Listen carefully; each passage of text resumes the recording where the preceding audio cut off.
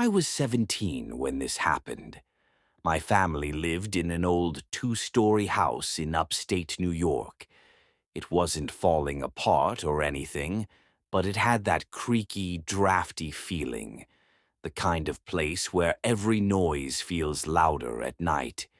For as long as I could remember, the attic door had always been locked. My dad said it was full of junk from the people who lived there before us, and that it wasn't safe to go poking around. I never questioned it. One night I woke up around 2 a.m. to this faint thumping sound directly above my room. At first I told myself it was just the wind rattling something on the roof, but then it came again, heavier, slower, almost like footsteps. I sat up, heart pounding, and just listened. Step, step, dragging sound, then silence. The next day, I casually asked my dad if he'd ever heard noises up there. He shrugged it off and said squirrels sometimes got into the crawl spaces. I wanted to believe him, but that night the sounds came back, only louder. I swear I heard something scrape across the floorboards. The worst part, I could hear breathing, faint but steady, like someone trying not to be heard. I couldn't take it anymore. The following afternoon, when everyone was out, I grabbed a butter knife and managed to jiggle the old lock open. The door creaked like it hadn't been touched in years. Inside, the air smelled like dust and mold. Broken boxes and old furniture were scattered everywhere. I started to feel stupid for scaring myself, until I noticed the footprints in the dust. They weren't old, they were fresh. A clear trail leading to the corner, behind an overturned dresser. When I slowly pushed the dresser aside, my stomach dropped. There was a thin mattress laid out on the floor, with a crumpled blanket. Beside it, an empty water bottle and a half-eaten sandwich wrapped in foil. Someone had been living up there. I heard the floor creak behind me, and before I could even turn around, the attic door slammed shut. It was late October, and I was home alone for the weekend. My parents had gone to visit family out of state, and I convinced them I was old enough to handle 2 nights by myself. The first night was fine. I stayed up too late watching movies, scrolling on my phone, the usual. But around midnight, I got this strange feeling that I should close the blinds. Our living room has a big window that faces the street, and even though the curtains were half shut, it felt like someone could see in. As I walked over, I froze. Through the small opening in the blinds, I caught a glimpse of something or someone. A man just standing on the sidewalk. His head was tilted slightly up, facing my window.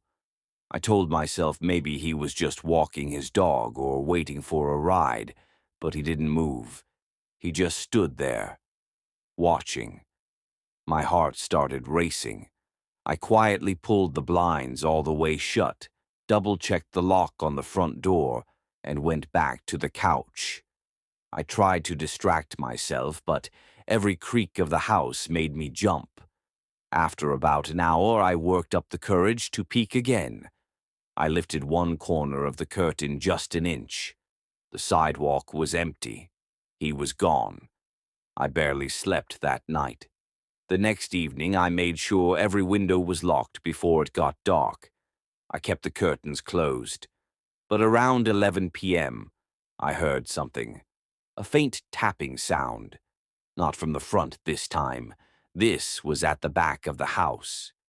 I slowly walked to the kitchen where the sliding glass door leads out to the backyard. The blinds were drawn, but I could see a faint shadow shifting behind them. I held my breath. Tap, tap, tap. With my hands shaking, I yanked the blinds open just a crack. And there he was, the same man, standing inches from the glass, staring directly at me. No smile, no expression, just watching. I stumbled back, grabbing my phone to call the police, but when I looked again, he was gone. The cops searched the yard, the street, even the woods behind our house. Nothing. They told me to keep the doors locked and call again if it happened.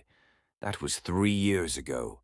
My parents still live in the same house, and every time I visit, I swear I feel eyes on me whenever I sit in that living room.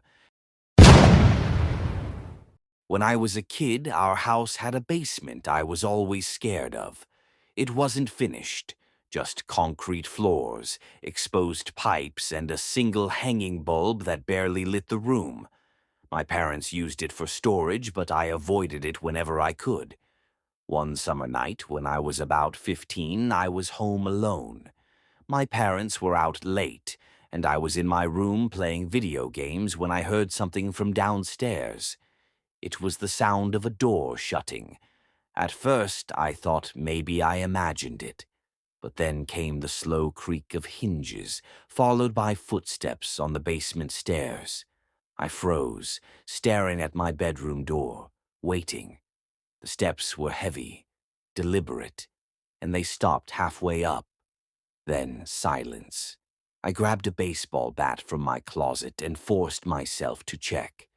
When I got to the basement door, it was closed. I stood there, listening. Nothing. No movement.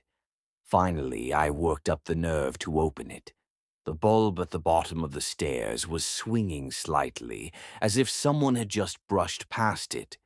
But the basement itself was empty. I ran back upstairs and locked myself in my room until my parents came home. A few weeks later, I overheard them talking in the kitchen. They thought I couldn't hear them, but I did. My dad said he'd found the basement door unlocked 3 nights in a row. He swore he always locked it before bed. That's when my mom mentioned something that made my blood run cold. The previous owners never actually sold the house. They just left. No forwarding address, no explanation, and no one knows why. These stories may sound unbelievable, but the truth is, things like this happen more often than we want to admit. A locked attic that isn't really empty. A stranger who knows exactly when you're home alone. A basement door that refuses to stay shut. The scariest part? None of these people ever truly found answers. They just learned to live with the questions. And maybe tonight, when you hear that random creak in your house, or catch something from the corner of your eye through the window, you'll wonder if someone else is there, quietly watching. Because sometimes the story doesn't end when the video does.